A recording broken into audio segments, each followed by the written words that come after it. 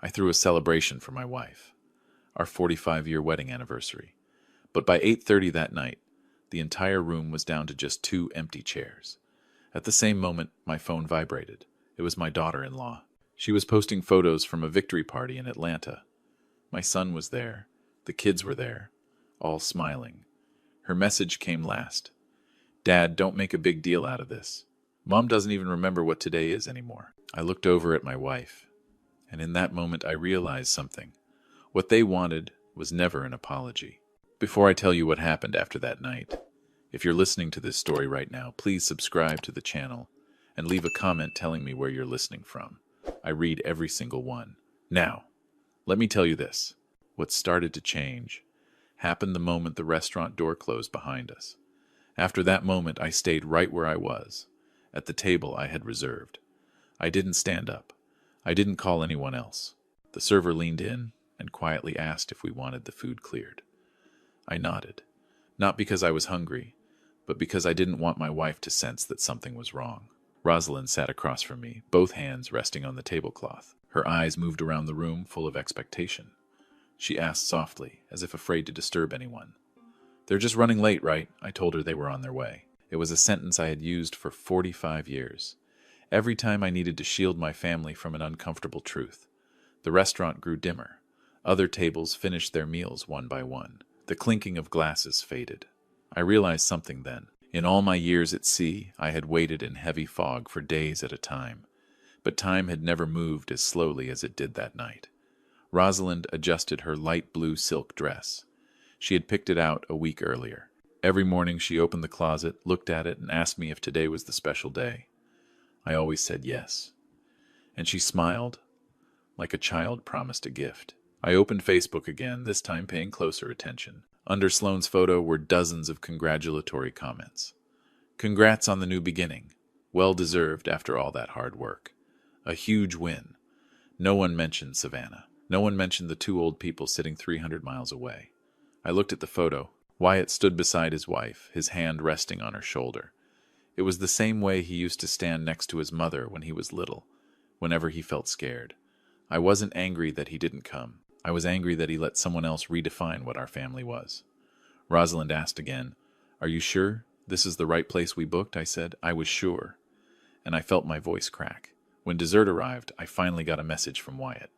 Just one short line. No apology. No phone call. I read it, then placed the phone face down on the table. Rosalind looked at me. The excitement in her eyes was gone. In its place was confusion, as if she could feel something slipping out of reach.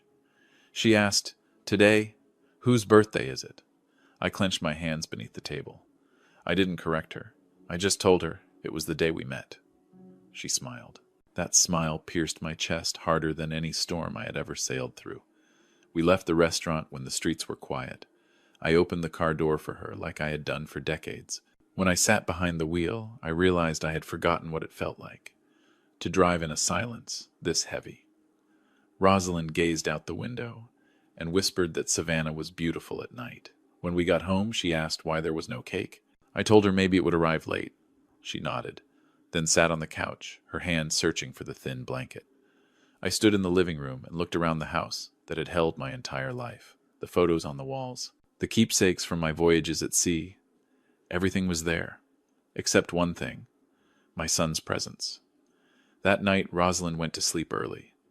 She forgot quickly. That was both her pain and her mercy. I didn't sleep. I sat at my desk and opened a drawer I hadn't touched in years. Financial folders. Documents I believed I'd never need to review again. I had always thought that as long as I was clear-minded, as long as everything was written down, no one could take advantage of us. I was wrong. I started with small details. An unfamiliar charge in our joint account. A medical appointment I knew nothing about. A signature that looked familiar, but not entirely like Rosalind's. Each discovery didn't shock me. It just made me colder. Close to midnight, I stopped. Not because I was tired, but because I realized I was facing something larger than an empty table at a dinner party. If they could dismiss 45 years of their parents' marriage so easily, what else were they willing to ignore? I looked toward the bedroom. Rosalind slept peacefully, one hand resting on her chest, breathing slow and even. And in that moment I understood. that this night wasn't just about a party no one came to. It was the first sign of a door quietly beginning to close. The next morning I woke up earlier than usual, not because I couldn't sleep, but because I no longer trusted the calm I had always taken for granted. The house looked the same, but it didn't feel the same. It was like a ship whose course had been changed while the captain was asleep. Rosalind sat at the kitchen table, staring at a cup of tea gone cold. She asked what day it was. I told her. She nodded, then asked again a few minutes later. I didn't blame her. I blamed myself for letting others step into those gaps in her memory. When she went to lie down before lunch, I began the work I should have done long ago. I laid every financial file out on the dining table. There was no emotion in it, just the habit of a man who learned to check the charts before setting sail. Numbers don't lie, but they don't shout either. They whisper. And if you don't listen closely, you miss everything. I found records from a private clinic outside Savannah. The doctor's name meant nothing to me. The bills were under Rosalind's name, but the signature on the consent forms wasn't hers. I stared at it for a long time. Rosalind always signed her name at a slight leftward angle. This one was straight, firm, and decisive. No hesitation at all. I called Wyatt. The call went straight to voicemail. I sent a text. No reply. That afternoon I found appointment emails buried in old messages. 3 visits, all scheduled by Sloane. The wording was short, clinical, and cold. Exactly how she spoke during family meetings. Comprehensive cognitive evaluation. I understood before I reached the final line. Conclusion not capable of making independent financial decisions. I sat down. For the first time in years, I felt like I had been struck right on the deck of my own ship. That evening, Sloane called. Her voice was soft, almost too soft. She said she only wanted to help. Said Wyatt was under a lot of pressure. Said I should consider taking some time to rest. She didn't mention Rosalind. Not once. After the call, I started noticing small things around the house. A new outlet behind the bookshelf. A small device attached under the dining table. I didn't need an explanation. I had sailed through waters where people hid far more dangerous things than that. I removed it. Then the second one. Then the third. I wasn't angry. I just felt a thick silence spread across my chest. Not because I was being watched, but because the ones doing it were my own family. I began documenting everything. Dates, times, calls, emails. Every moment Rosalind seemed more confused after seeing Sloane. I noticed a pattern. Every visit came with an excuse. Tea with a friend, shopping, health checkups. Each time she came back, she was quieter. One afternoon, Rosalind asked me why a stranger had made her sign papers at the clinic. I asked if she remembered signing them. She shook her head. She said the person told her I had already agreed. I stood there in silence. Not in anger, but because I understood. They were building a story. And in that story, I was the one no longer clear-minded enough to object. That night, I called Vance. We hadn't spoken in years. I said only one sentence. I think someone is trying to close my life from the inside. Vance stayed quiet for a few seconds, then told me to keep everything exactly as it was. Don't confront anyone, and under no circumstances sign anything. The days that followed moved slowly, tight as a mooring line. Sloane started coming by more often. She brought documents. She spoke with a rehearsed patience. Wyatt came with her, but barely said a word. Every time I looked at my son, I saw a man avoiding his own reflection. Rosalind grew more confused by the day, and every time she forgot something, Sloane wrote it down quickly, as if collecting evidence for the version of Rosalind she needed. I understood then. If I stayed silent, they would turn that silence into consent. One evening after Sloane left, I checked my study again. The bottom drawer had been disturbed. A copy of the house documents sat slightly out of place. I knew then. They had started touching the core. I sat down, opened my notebook, and wrote a single line. They're not waiting for me to grow weak. They're helping it happen faster. From that moment on, this was no longer about a forgotten anniversary. It had become a race between an old man still clear of mind and those waiting for him to fall so they could collect one final signature. After writing that line, I didn't add another word to the notebook. I knew I needed facts, not feelings. And that was when Vance quietly stepped back into my life. No noise, no long questions. Just like someone used to watching things from behind the curtain. We met at a small cafe near the river dock. Vance arrived early, carrying a thin folder. He set it on the table, didn't open it right away. He looked at me for a long moment, then said things were worse than I thought. He started with the apartment in Atlanta. On paper, it was a clean deal. High purchase price. Paid on time. No signs of risky loans. But Vance said if you followed the money closely, it didn't come from Wyatt. It moved through a shell company, then returned as a so-called preferred disbursement. The source of that money led straight back to Savannah. Led back to my house. I didn't ask how. I only asked when. Vance said 3 months before the anniversary dinner, right when Rosalind started becoming more confused. They didn't wait for my approval. They didn't wait for Rosalind to understand what she was signing. They chose moments when her memory had gaps, and filled those gaps with ready-made explanations. Vance showed me a copy of a reverse mortgage file. My signature was on it. Very convincing. Convincing enough that if I didn't stare at it long enough, even I might have believed it was mine. Rosalind's signature was there too. Lighter than usual, more unsteady, but still familiar. I didn't feel angry. I felt cold. The kind of cold you feel when you realize the rudder has been removed from your ship. Vance continued, his voice steady like he was describing a case that didn't involve us. Sloane was in debt. Not a small amount. The kind that comes from spending beyond control. Her lenders didn't show up in suits. They showed up with terrifying patience. Wyatt was caught in the middle. Wife on one side, parents on the other. And he chose silence to keep his balance. But silence in this case meant standing with the one doing the pushing. I asked Vance if there was anything else. He nodded. This time he opened the folder. An insurance policy. Under my name. Large. Value. Short term. Beneficiary. Sloane. I looked at the signing date. I wasn't in Savannah that day. I was walking along the river with Rosalind. There were photos. Receipts. Clear timestamps. But the signature was still there. Vance didn't use harsh words. He just said, "This kind of thing is usually used when someone needs a quick exit." I closed the folder. I didn't ask more questions. Not because I was afraid, but because I could see the picture clearly enough. On the drive home, I thought about the apartment in Atlanta. New furniture. Wide balcony. City lights. A place with no memories. No old photos. No scent of riverwood in the walls. A place paid for with the silence of 2 old people. That evening I watched Rosalind more closely. She sat in her chair, knitting. Sometimes she paused, looked at me as if trying to piece together a fragment of memory. I didn't speak. I just sat a little closer. My phone vibrated. A message from Sloane. She asked if I had considered the proposal about transferring responsibility. She said everything would be simpler for everyone. I set the phone down. I didn't reply. Instead, I opened the safe. I took out the original documents. The ones I once believed didn't need much protection. I photographed them, organized them, and noted every small detail. Not to strike back right away, but to prepare. A few days later, Sloane came by alone. She brought fruit, spoke softly. She talked about the new apartment, the view, how the kids were adjusting so well to city life. Rosalind listened, nodded, then asked, "Have we ever been there?" Sloane smiled, a very quick smile. Then she said, "We have Mom. You just forgot." I remembered that moment. Not her words, but the way she cut through Rosalind's memory as if it were a page she could simply replace. That night I called Vance again. I told him I was ready. He asked, ready for what I said, ready for them to believe I'm tired.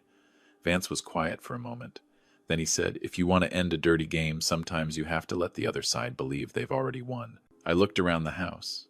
The photos. The old scratches on the railing. I thought about that apartment. And I understood then, what they had really bought wasn't just concrete and glass.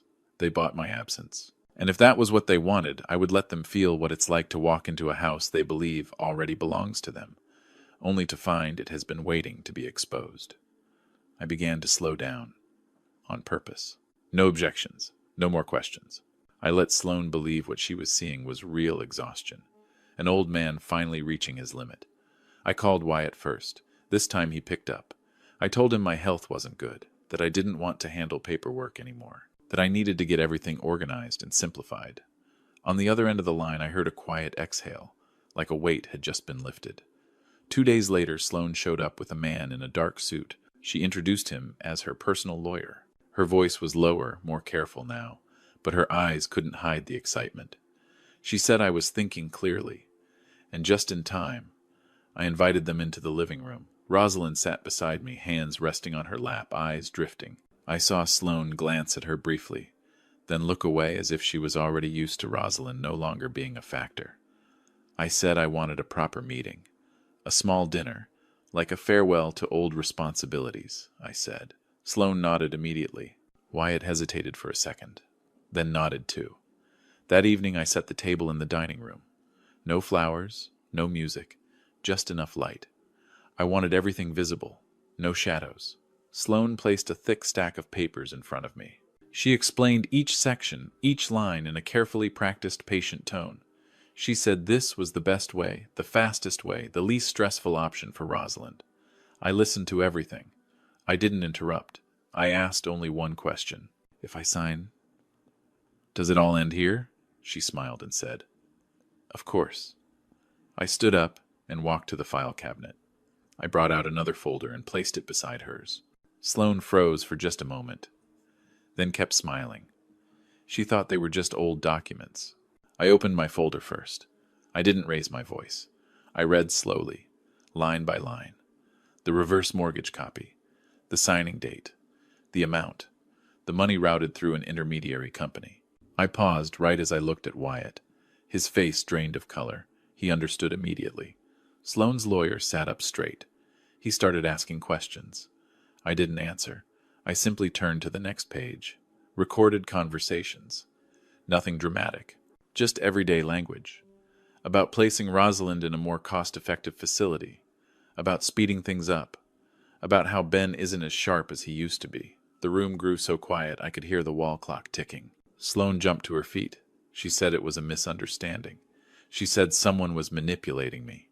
She turned to Wyatt, called his name. Wyatt didn't look at her. He lowered his head. I turned to the final page. The insurance policy. My name, a forged signature, the beneficiary. I didn't need to explain. Placing it on the table was enough. Sloane reached for the papers as if to pull them back, and at that exact moment, the doorbell rang. Vance walked in with two others. No noise, no rush, just enough presence to change the air in the room. Sloane's lawyer stood up, demanding clarification. Vance showed his credentials and said there were a few questions that needed to be answered elsewhere. Rosalind looked up then. She glanced around, then at me. She asked softly, "We're at home, right?" I took her hand. I told her yes. Wyatt dropped to his knees. No one told him to. He just collapsed there, tears hitting the wooden floor. He said he was sorry. Said he didn't think it would go this far. Said he only wanted to keep the family together. I looked at my son for a long time. I wasn't angry. I didn't comfort him either. I said one sentence, slow and clear. You let someone else put a price on your parents. That was your choice. Sloane was escorted out of the house. She didn't look at me anymore. She looked around instead, as if she still couldn't believe this was how it ended. When the door closed, the house became strangely quiet. Not an empty silence, but the kind that comes after a long pressure finally lifts. I sat down. My body felt drained, but my mind was clear. I knew I had just closed a door, not only on Sloane, but on the version of myself who once believed silence would preserve peace. Rosalind rested her head on my shoulder. She didn't ask questions. There are things she doesn't need to remember, and things I will remember for her. Outside, river wind moved across the porch. I knew that after this night there was no going back. But for the first time in months, I no longer felt pushed aside. I didn't win with strength. I simply stood still, at the right moment, and let the truth step into the light on its own. After that night, I didn't take a single step toward confrontation. I had said what needed to be said. The rest no longer belonged to my emotions. It belonged to the natural order of life. The days that followed were quiet. Sloane didn't come back. Wyatt didn't either. I didn't wait. Some distances, once opened, don't need words to fill them. They exist on their own, as consequences. I focused on Rosalind. Every morning I made her tea and sat across from her. I repeated simple things. What the weather was like, where we were, who I was. Some days she remembered. Some days she just smiled and trusted me without remembering. I learned to accept both. I called an independent advisor, not to hold on to everything, but to arrange it in a way no one could touch with practiced charm. The river house was revalued. Part of the assets went into a trust for the grandchildren. Wyatt's name and Sloane's appeared nowhere in any position of control. I didn't do it to punish anyone. I did it out of responsibility. When everything was clear on paper, I began thinking about leaving. This house held too many memories to keep living as if nothing had happened. I didn't want every wall to repeat an old question. I sold the estate quietly. No parties, no goodbyes. Just a decision. We moved to a coastal community where the wind is steady and people are used to living slowly. There, Rosalind was cared for properly. No rushing, no cold note-taking. Just people who knew how to listen. Some afternoons, she sat on the porch watching the waves. She would ask if we were on vacation. I told her yes. And in a way, I don't think I was wrong. Vance stopped by from time to time. He didn't say much about what was happening behind the scenes. I didn't ask. I only knew that some doors had closed, and this time they weren't opening again. One day I received a letter from Wyatt. Not long, no excuses. Just an apology and a line saying he was trying to fix what he still could. I read it, folded it, and placed it in a drawer. I didn't reply right away. Not out of bitterness, but because some answers need time to become real. Rosalind doesn't remember Wyatt often, but whenever she sees photos of the kids, she still smiles. I keep those smiles. I don't tell her things she doesn't need to know. She gave me a full lifetime already. The rest, I'll carry. Some nights I sit alone, looking out at the sea. I think about that anniversary dinner. 2 empty chairs, 1 cold message. If it weren't for that night, I might still be believing everything was fine, until I no longer had the strength to respond.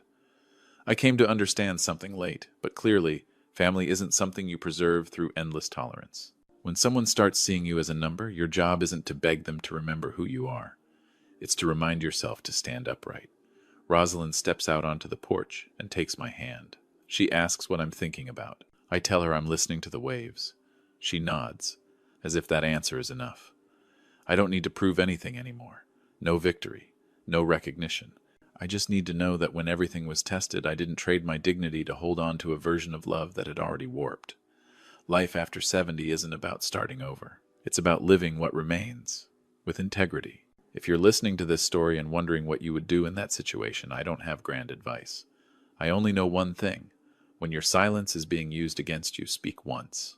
Not to destroy anyone, but to protect the value of who you are. I did that. And for the first time in a long while, I slept peacefully. Knowing the door I closed was the door that led to a calmer life for both of us.